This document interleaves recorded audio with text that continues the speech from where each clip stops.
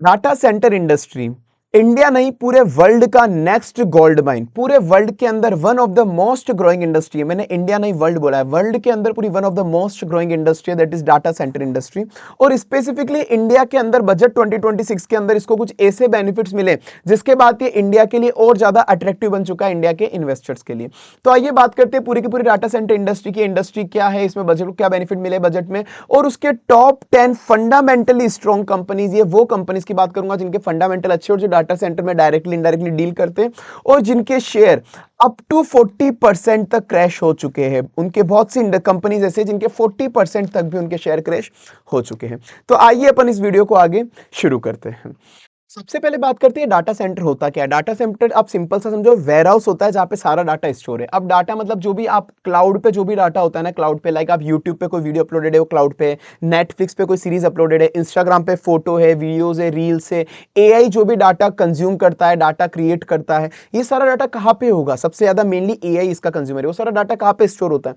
वो सारा डाटा एक फिजिकल रूम में स्टोर होता है, फिजिकल बिल्डिंग में स्टोर होता है, उसी को बोलते हैं डाटा सेंटर। अब जैसे आपको फोटोज दिख रही होगी ये, तो इस डाटा सेंटर में आप एक तरह से मान लो एक बिल्डिंग, एक रूम जहां पर बहुत बड़े बड़े लेवल पे हाई प्रोसेसिंग कंप्यूटर, सर्वर, सब कुछ प्रॉपर तरीके से कनेक्टेड होते हैं। सिंपल लैंग्वेज में आप ये समझो कि इस रूम के अंदर जितने भी हाई प्रोसेसिंग सर्वर्स और कंप्यूटर्स होते हैं ना, वो प्रॉपर तरीके से कनेक्ट होते हैं, जहां पे आपका सारा का सारा डाटा स्टोर होता है और प्रोसेस होता है, तो वो होता है डाटा सेंटर। तो अब आप देख लो ये इंडस्ट्री कितनी ज्यादा ग्रोइंग है जब से इंडिया के अंदर 5G आया। इंडिया तो हालांकि मैं इंडिया बोल रहा हूं, तो वर्ल्ड वाइड पूरी इंडस्ट्री ग्रोइंग है। तो जब से ये अपने पास 5G आ गया स्पेसिफिकली इंडिया के अंदर, यूट्यूब, इंस्टाग्राम, एआई टेक्नोलॉजी जब से आई है, एआई सबसे ज्यादा डाटा कंज्यूम करता है, मतलब सबसे ज्यादा डाटा सेंटर्स को यूज लेता है एआई को। तो ये जो डिजिटल जमाना आजकल बढ़ रहा है, मतलब इस तरीके से, तो डाटा सेंटर इसलिए वर्ल्ड में one of the most growing industry, और इंडिया के अंदर भी इसको बहुत ज्यादा बेनिफिट्स मिले जिसकी अपन आगे बात करते हैं। और अब इसमें स्पेसिफिकली कुछ बात करता हूं, लाइक जो भी डिजिटल एप्स है, नेटफ्लिक्स हो गया, गूगल हो गया, माइक्रोसॉफ्ट हो गया, चैट जीपीटी हो गया, जेमिनी हो गया, ये बहुत ज्यादा डाटा कंज्यूम करते हैं। और अब हम कुछ डाटा के हिसाब से बात करते हैं। इंडिया के अंदर, इंडिया के पास जो डाटा कैपेसिटी है डाटा स्टोर करने की, कि अपन जो डाटा क्रिएट करते हैं, वो डाटा क्रिएट करते हैं, वर्ल्ड का 20% डाटा इंडिया क्रिएट कर रहा है, पर उसके पास स्टोरेज ही नहीं है, मतलब कि स्टोर कहां पे करे डाटा को। अपन केवल 3% डाटा को ही, वर्ल्ड के ग्लोबल डाटा को केवल 3% ही अपन स्टोर कर सकते हैं, जो पूरे वर्ल्ड का 3% डाटा है, और 20% डाटा अपन क्रिएट कर रहे हैं। तो आप देख रहे हो कितना बड़ा ब्रिज है यहाँ पर। तो अपन को डाटा सेंटर्स की इसलिए जरूरत है। अभी का डाटा अपन इंडिया के बाहर स्टोर कर रहे हैं, इंडिया के बाहर डाटा सेंटर अपन यूज ले रहे हैं। इंडिया के अंदर जो अभी इंडस्ट्री है डाटा सेंटर की, वो 30 बिलियन की डाटा इंडस्ट्री, 30 बिलियन यूएसडी, और ये तो अभी की एग्जिस्टिंग इंडस्ट्री है। और उसके बाद जो एस्टिमेशन है कि 2030 तक, क्योंकि एआई और क्लाउड की डिमांड बहुत ज्यादा बढ़ गई है, तो 70 से 80 बिलियन की इंडस्ट्री ये होने वाली है, एक्सपर्ट्स का कहना है। तो ये डाटा सेंटर की इंडस्ट्रीज वगैरह आपने देख लियो कि बहुत ज्यादा ग्रोइंग है। अब मैं स्पेसिफिकली बात करता हूं कि इंडिया में अंदर बजट के अंदर क्या बेनिफिट दिए गए डाटा सेंटर कंपनीज को। तो हुआ ये कि जो भी फॉरेन क्लाउड सर्विस प्रोवाइडर है, एग्जांपल के लिए मैं नेटफ्लिक्स ले लेता हूं। नेटफ्लिक्स एक फॉरेन क्लाउड सर्विस प्रोवाइडर है, जो फॉरेन कंपनी एक तरीके से जो क्लाउड सर्विस प्रोवाइड करती है। तो नेटफ्लिक्स का एग्जांपल लेके मैं समझाता हूं कि नेटफ्लिक्स को बोला कि आप आपका डाटा सेंटर अगर इंडिया में ले लोगे, कि आप आपका डाटा इंडिया के अंदर अगर स्टोर करोगे, इंडिया के अंदर आप आपका डाटा स्टोर करोगे, तो नेटफ्लिक्स को 20 ईयर्स तक का टैक्स हॉलीडे दे देंगे। मतलब वो जितने भी फॉरेन क्लाउड सर्विस वाले बंदे हैं, नेटफ्लिक्स, अमेजोन, गूगल, माइक्रोसॉफ्ट, ये सारे अगर ये इंडिया के अंदर डाटा सेंटर यूज ले रहे हैं, इंडिया में डाटा स्टोर कर रहे हैं, तो उनको 20 ईयर का टैक्स हॉलीडे दे दिया। तो इस वजह से बाहर के जो भी सर्विस प्रोवाइडर है, क्लाउड सर्विस प्रोवाइडर, वो इंडिया का डाटा सेंटर उनके लिए बहुत ज्यादा अट्रैक्टिव हो चुका है। इवन हमारे अंबानी जी, अडानी जी ने बहुत सारे लोगों को फंसा भी लिया है, मतलब फंसा लिया in the sense, Google, Microsoft वगैरह इन सबसे कॉन्ट्रैक्ट कर लिया है कि ये लोग इंडिया का डाटा सेंटर यूज लेंगे। इसकी अपन आगे बात करेंगे कंपनीज के, जब एक एक स्टॉक्स की बात करेंगे। तो ये अच्छी खासी इंडस्ट्री ग्रोइंग है अब तो। और एक तो सबसे बड़ा बेनिफिट ये मिला है, और एक और बेनिफिट मिला है कि इनको 15% सेफ हार्बर मार्जिन दे दिया। मतलब जिसको समझ में आता है बेसिक इनकम टैक्स वगैरह, इंटरनेशनल टैक्सेशन, वो समझ जाएंगे कि मतलब सिंपल चीज ये कि अगर ये कंपनी अपना प्रॉफिट मार्जिन 15% तक डिक्लेयर करेगी, 15% तक, तो इनकम टैक्स वाले कोई भी इशू क्रिएट नहीं करेंगे। इनकम टैक्स इस प्रॉफिट मार्जिन को एक्सेप्ट कर लेगा और कोई भी नोटिस वगैरह आगे नहीं भेजेगा। बस सिंपल आप ये समझो। तो अब ये डाटा सेंटर इंडस्ट्री के बारे में मैंने आपको बता दिया, और बजट में क्या बेनिफिट मिले। तो इंडस्ट्री ग्रोइंग है, बजट में भी अच्छे बेनिफिट मिले। अब बात करते हैं अपन एक एक करके कंपनीज की, कौन कौन सी कंपनीज में डील करती है, जिनकी मैं टॉप कंपनीज आपको मैं बताने वाला हूं, टॉप 10। पर उसके पहले अगर आपको वीडियो अच्छी लग रही है तो प्लीज लाइक कर देना, चैनल याद रख के सब्सक्राइब कर देना, और बेल आइकन नोटिफिकेशन प्रेस कर देना। तो like, subscribe, bell icon notification press कर देना, ताकि आने वाली वीडियो आपको लगातार मिलती रहे। अब अपन आगे चलते हैं। तो सबसे पहली अपनी कंपनी डाटा सेंटर की अनंतराज कंपनी, जिसका शेयर जैन 25 से 31 जैन 2026 को 40% शेयर इसका गिर चुका है, 40% शेयर क्रैश हो चुका है without any specific reason. Company के फंडामेंटल सब कुछ सही है, फिर भी क्रैश हुआ, अपन आगे बात करेंगे। और जैसे ही बजट अनाउंस हुआ 1 फरवरी को, तो 1 फरवरी और 2 फरवरी को केवल 2 दिन के अंदर अंदर बजट अनाउंस होते इसका शेयर 11% बढ़ गया, क्योंकि मैंने कुछ बताया था बजट के बेनिफिट्स मिले, उस वजह से 11% बढ़ गया। तो एक कंपनी करती क्या स्पेसिफिकली, देखो वैसे ये कंपनी रियल एस्टेट डेवलपर है, रियल एस्टेट आप जानते हो, बिल्डिंग वगैरह बनाना, ये सब बनाना। अब ये एग्रेसिवली डाटा सेंटर के अंदर भी आ गई है, क्योंकि जो रियल एस्टेट कंपनी उनको समझ में आ गया डाटा सेंटर को क्या चाहिए, डाटा सेंटर को वेयर हाउस चाहिए होता है, बिल्डिंग भी चाहिए होती है ना डाटा सेंटर बनाने के लिए। तो इसको समझ में आ गया कि हमारे पास बिल्डिंग्स वगैरह क्रिएट कर सकते हैं, तो क्यों ना डाटा सेंटर ही बना दिया जाए। तो ये एग्रेसिवली डाटा सेंटर भी बना रही है, अच्छे खासे लेवल पर ऑपरेट ही कर रही है। तो कंपनी का शेयर गिरा क्यों? क्या कंपनी के फंडामेंटल खराब थे? नहीं, कंपनी का रेवेन्यू प्रॉफिट अच्छे लेवल पे ग्रो है, रिटर्न ऑन इक्विटी इसका अच्छा चल रहा है, पी रेशियो भी इसका ओके, मतलब इंडस्ट्री का पी रेशियो 33 है, इसका 36 है इसका, तो अंडर वैल्यूड तो नहीं कह सकते अपन, पर इसका पी रेशियो ठीक चल रहा है। डेट टू इक्विटी कंपनी का बहुत प्यारा है, 0.13 डेट टू इक्विटी, मतलब डेट बहुत कम है, पर ये एक स्मॉल कैप है, ये चीज आप ध्यान रखना। तो जब कंपनी में सब कुछ अच्छा है तो इसका शेयर प्राइस डिक्रीज क्यों हुआ? देखो अभी तो इसका पी रेशियो सही है, पहले इसका पी रेशियो एक्सपेंसिव था, ये पी रेशियो पहले इसका ज्यादा चल रहा था। साथ में चाइना ने एक डीप सीक एआई निकाला था, जिसको आपको पता होगा, इसकी एक रूमर्स थी कि चाइना ने जो एआई बनाया ना, वो 90% एफिशिएंसी से बना लिया। मतलब जो एआई होता है ना, एआई सबसे ज्यादा डाटा सेंटर का यूज लेता है, सबसे ज्यादा डाटा कंज्यूम करता है, डाटा क्रिएट करता है, वो एआई करता है सबसे ज्यादा। तो आप देख लो एआई कितना ज्यादा ग्रोइंग है। तो पहले था कि एआई बहुत ज्यादा डाटा सेंटर यूज लेगा, पर चाइना का क्लेम था ये, हालांकि ये कोई भी ऐसा ऑफिशियल नहीं है क्लेम, पर रूमर्स थी कि चाइना ने जो डीप सीक बनाया वो 90% इफिशियंसी से बनाया, कि अब डाटा सेंटर का यूज कम होगा। तो ये रूमर्स थी, हालांकि ये कोई ऑफिशियल फैक्ट नहीं है, पर उसके बाद भी अगर ऐसा भी हुआ, हालांकि हाँ डीप सीक उन्होंने बहुत ज्यादा इफिशिएंटली बनाया, ये तो सही है, पर 90% का फिगर एग्जैक्ट कहीं पे क्लेम नहीं है, मतलब वो एग्जैक्ट कहीं पे भी नहीं। तो इफिशिएंटली बनाया, तो उससे हुआ क्या, एआई बनाने की, कंज्यूम करने की, यूज करने की कॉस्ट कम आ रही है। तो जैसे एआई की कॉस्ट कम हुई एआई बनाने के बाद, तो सारे लोग, सारी कंपनीज एआई को ज्यादा यूज करने लग गए, क्योंकि उसकी कॉस्ट कम है। तो इसका वॉल्यूम इंपैक्ट और पॉजिटिव पड़ा है, मतलब सारे लोग अब एआई को यूज करते हैं, आप लोग भी एआई को यूज करते ही होंगे, क्योंकि अब सस्ता हो चुका है। तो इस वजह से डाटा सेंटर की रिक्वायरमेंट और ज्यादा बढ़ चुकी है, क्योंकि वॉल्यूम बहुत ज्यादा हो गया, अब लोग ज्यादा यूज ले रहे हैं। तो एक पॉजिटिव फैक्टर निकला नेगेटिव की जगह। तो पहले ये फियर था, पहले लोगों को डर था, पर यही पॉजिटिव फैक्टर हो गया। फ्यूचर आउटलुक अगर आप देखोगे इस कंपनी का क्या है, तो आप देख लो, इसने 4,500 करोड़ का, 4,500 करोड़ का इन्वेस्टमेंट करा है आंध्र प्रदेश के अंदर, कुछ आईटी पार्क और डाटा सेंटर बनाने के लिए। तो अब आप ये देख सकते हैं। उसके बाद अपन सेकंड कंपनी बात करते हैं, सबसे बड़ा जाइंट है जो अभी, वो है भारती एयरटेल, जिसको आपको पता होगा, इसका एक्स्ट्रा नाम से जो चलता है एनएक्सटीआर है, इसका एक्स्ट्रा नाम से जो डाटा सेंटर चलते हैं इंडिया के, मतलब ये इसकी सब्सिडरी है भारती एयरटेल के एक्स्ट्रा। तो ये इंडिया का जो सबसे बड़ा लार्जेस्ट डाटा सेंटर का नेटवर्क है ना, सबसे बड़ा, वो यही चलाता है एयरटेल अपना, आपको पता होगा। ये केवल रेंट के लिए केवल स्पेस प्रोवाइड नहीं करते कि बिल्डिंग प्रोवाइड कर दी, नहीं, बिल्डिंग के साथ ये पूरी फाइबर कनेक्टिविटी वगैरह सब कुछ डाल के देते हैं, मतलब लगभग अच्छे लेवल पे पूरा डाटा सेंटर आपको तैयार करके देंगे ये।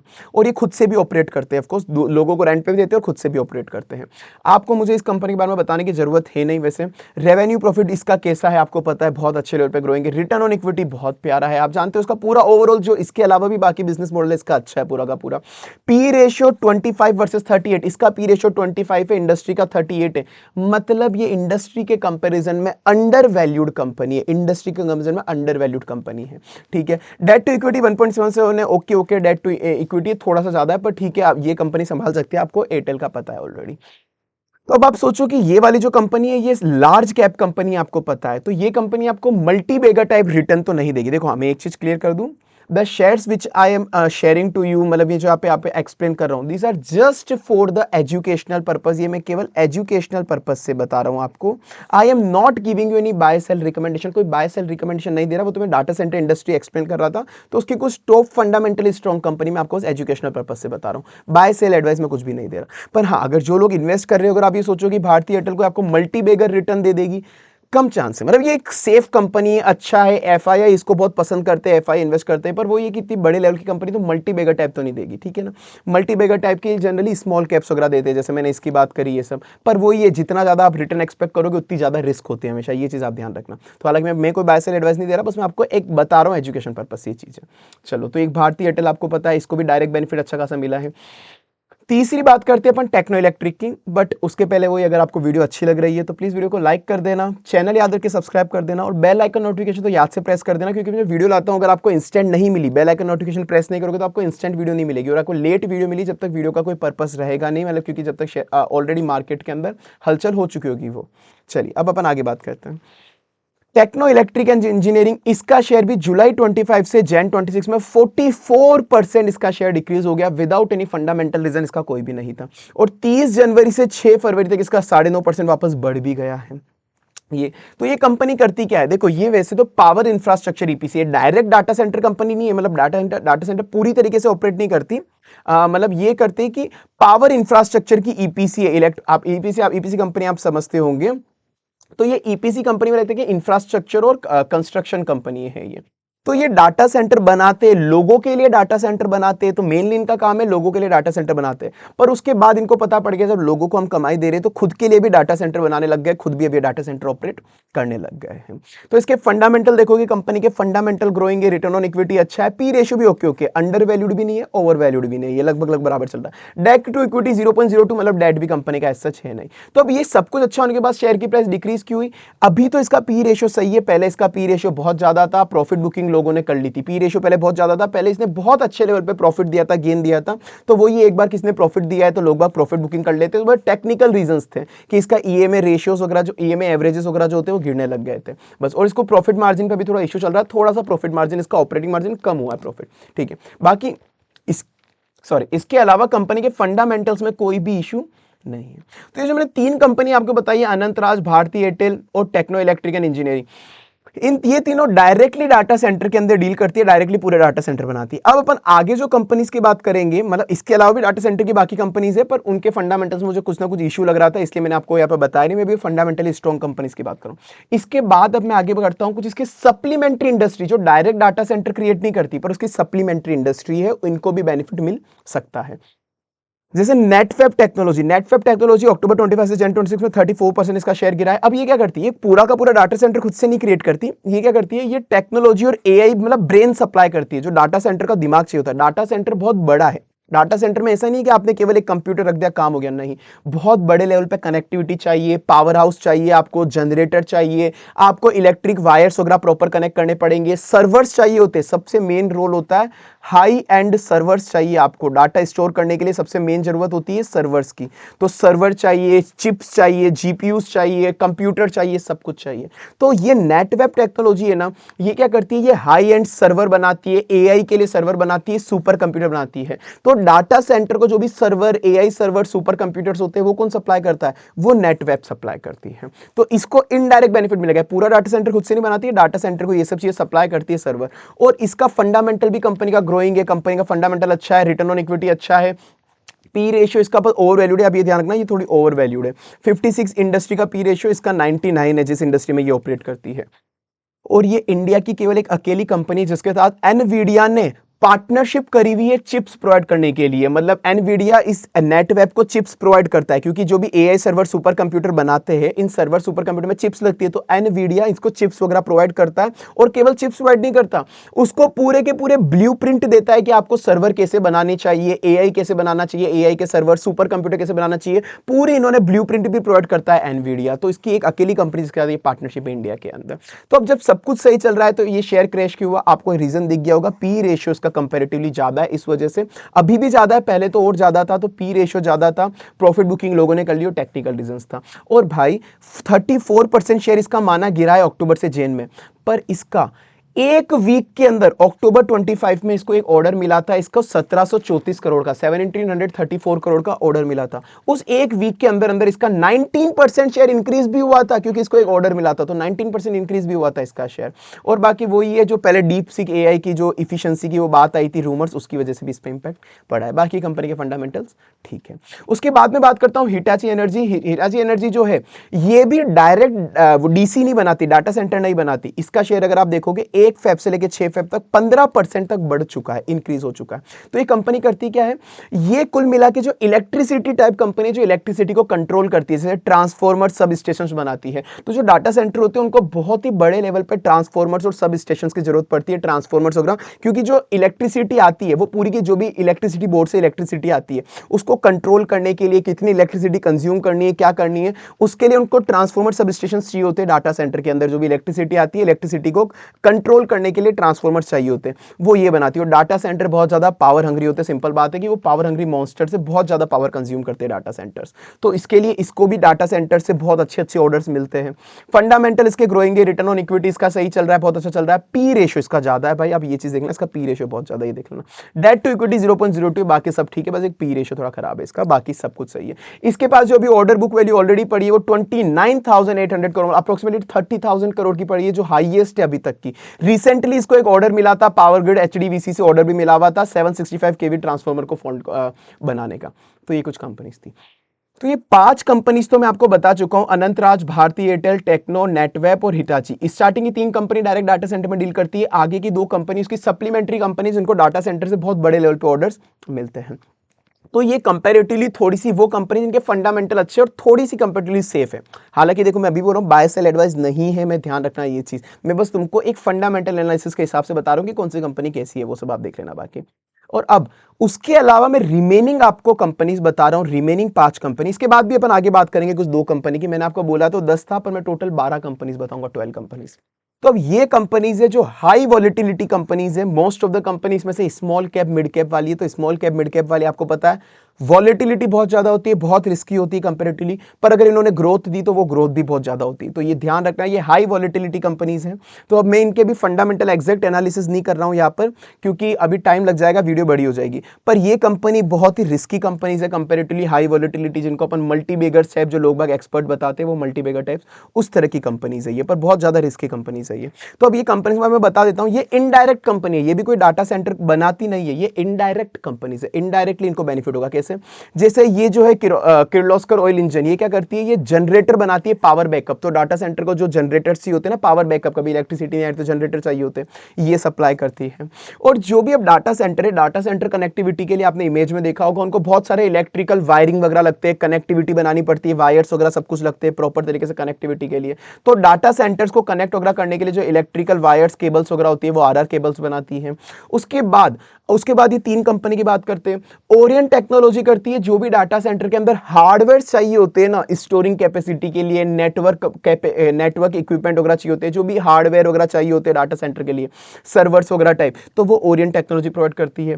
ब्लैक बॉक्स क्या करती है, ये उन नेटवर्क्स को कनेक्ट करती है, जितने भी नेटवर्क्स है ना, अलग अलग नेटवर्क है, जो भी स्टोरेज के लिए अलग है, क्लाउड के लिए अलग है, कि कोई चीज स्टोर अपने पास हो रही है, क्लाउड से उसको कनेक्ट करना है, यूजर इंटरफेस से कनेक्ट करना है, तो उन सबको जो कनेक्टिविटी वाला गेम होता है, सब चीजों को कनेक्ट करना, वो ब्लैक बॉक्स करती है डाटा सेंटर के लिए। और साथ में ये उनको सिक्योरिटी भी प्रोवाइड करती है, तो नेटवर्क एंड सिक्योरिटी स्पेशलिस्ट है।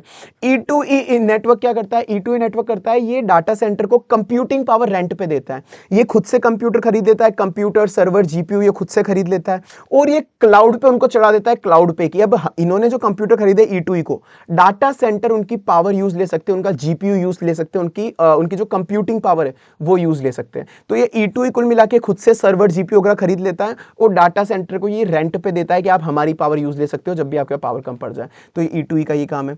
तो ये कुछ हिडन कंपनीज है जिनकी लोग बाग अभी बात करेंगे, शायद अभी तक इतनी हिडन में हैं, कुछ टाइम बाद इनकी बात लोग बाग करना शुरू हो जाएंगे। पर ये हाई वॉलिटिलिटी कंपनीज है, इसलिए इनका मुझे फंडामेंटल एनालिसिस में मुझे बहुत टाइम लगता है, वीडियो में समझाना मुश्किल हो जाता है। इसलिए अगर आपको किसी भी कंपनी के बारे में जानना है, मुझे आप कमेंट में बता देना कि इस कंपनी के बारे में फंडामेंटल्स आप बता दो, मैं ले आऊंगा। और आपका क्या ओपिनियन है वो मुझे प्लीज याद से कमेंट सेक्शन में बताना। कौन सी कंपनी आपको लगता है कि टॉप 3 कंपनीज कौन सी है, आप मुझे कमेंट में बता देना आपके हिसाब से।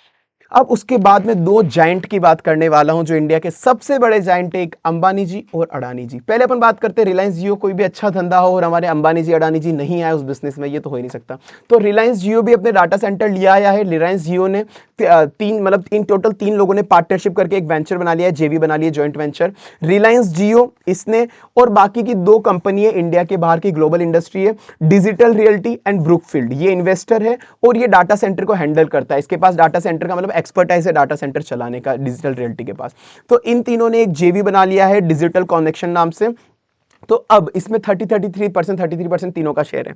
तो इन्होंने जो इन्वेस्टमेंट करा, अगर आप इसको देखोगे तो भाई इन्होंने 11 बिलियन यूएसडी का 1 गीगावाट एआई डाटा सेंटर बनाने के लिए विशाखापट्टनम, जो आंध्र प्रदेश के अंदर, इन्होंने इन्वेस्टमेंट करा है 11 बिलियन यूएसडी का 1 गीगावाट विशाखापट्टनम में बनाने के लिए एआई डाटा सेंटर। और उसके बाद आप देखोगे इसका ऑलरेडी चेन्नई के अंदर डाटा सेंटर चल रहे हैं, मुंबई के अंदर ये 40 मेगावाट की फैसिलिटी भी बनाने वाले हैं, मुंबई के अंदर भी।